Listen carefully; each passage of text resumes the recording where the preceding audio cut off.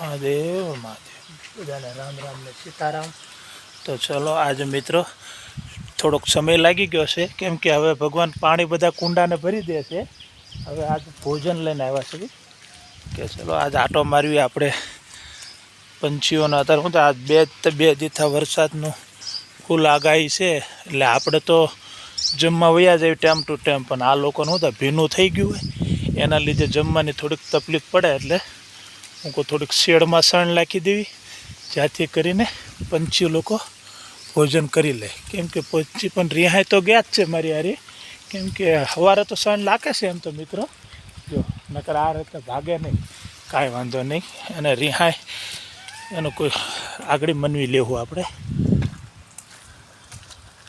થોડીક સણ નાખી દેવી, થોડીક શેડમાં પણ નાખી દેવું. હા જો થોડું થોડું સવારે પણ લાવવી પડે, થોડીક અત્યારે લાવવી પડે, એટલે ચણ થોડીક નાખી દેવી એટલે એ લોકો જમી લે. એટલે થોડોક સપોર્ટ કરો, ત્યાંથી વિડીયો શેર કરો. આ રીતનું આપણે કરવું ને, થોડુંક શેડમાં નાખી દેવી એટલે પંછી લોકોને જમવાની તકલીફ ના પડે. એટલે વરસાદમાં આપણે તો વ્યવસ્થા કરી લેવી, પણ આ પંછી લોકો ક્યાં કરે. થોડીક સણ નાખી દેવી, એનું પણ ભોજન મળી રહે. આમાં તો દરરોજ પહેલાં આપણે ઉનાળામાં તો પાણી બધે ભરતા, બોટલો પણ બાંધતા, પણ અત્યારે પાણીનું તો ભગવાને કરી દીધું છે સારું. હવે થોડુંક શેણની તકલીફ છે, એ સવારે એમ તો આપણા મિત્રો નાખી દે છે, અત્યારે આપણે લાગી. જો આ લોકોની બિચારાને ભૂખ તો લાગે ને, આપણે 5 મિનિટ મોડું થાય એટલે તરત કેવા આઘા પાઘા થવા મળી, તો આ લોકોને આપણી વાટ હોય. જય સિયારામ.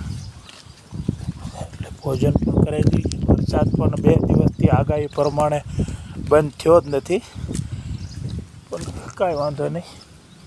તો દિવાલે પણ મોરલા હાટું નાખી દેવી. હવે હું તો મોરલાને બિચારાના આપણી વાટ હોય કે આ વરસાદ છે તો મારા બેટા કોઈ ડોકાતા નથી, અમથા વિડીયો બનાવવા આવી જતા હતા. થોડુંક ગારાની તકલીફ રહી ને, જો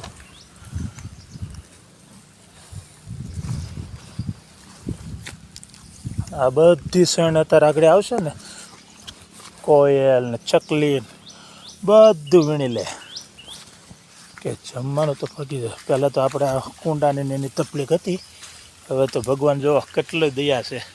કહેતા નથી આપણે જરીક નમી ને એટલે ભગવાનને નમવું જ પડે, કેમ કે ભગવાન જોવે તમારામાં કેટલી તક છે, એમ તમે કેટલે ઊંઘી પોગીએ કોઈ એમ છો, ક્યાં ઊંઘી તમારા વિડીયો કોઈ ન જોવે.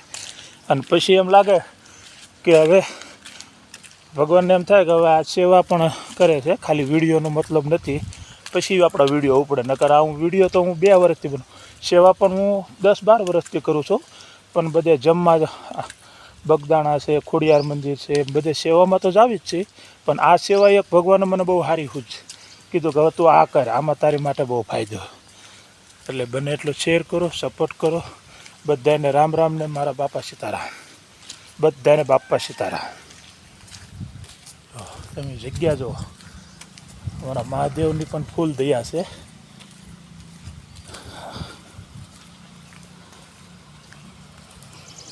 હે મહાદેવ, આ વિડીયો 2000 માણસ જોવે એવી શક્તિ આપે, અને બને એટલે જે જોવે એ શેર કરે.